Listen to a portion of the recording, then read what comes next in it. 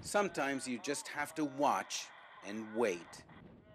Hytham, a university engineering student, keeps an eye on no man's land near Daphnia, west of Misrata.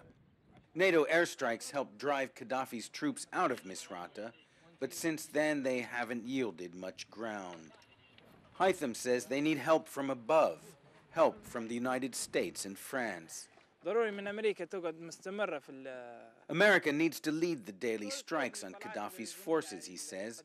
Without the Americans and the French, NATO's weak. We saw from the beginning, every time the Americans and the French flew over, they would strike. Now there are lots of sorties, but few strikes. His friend agrees. Mohammed, do you think NATO has been doing a good job? Sometimes he do, but I think it's not always do his great job. Because sometimes we see the tanks and it's very clear. But we're wondering why the NATO don't shoot these tanks. The anti-Gaddafi fighters are mostly young, learning as they go along. Almost all their weapons were captured from forces loyal to Muammar Gaddafi during the Battle of Misrata, and many of those weapons are showing their age. They require endless tinkering and frequently jam. The whole operation is a makeshift affair, odds and ends thrown together to do battle against a well-equipped army.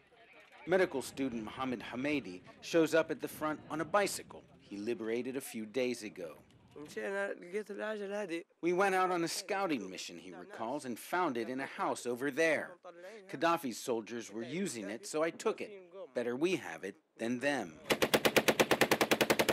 They let loose with the occasional volley of fire, as if to keep the enemy at bay.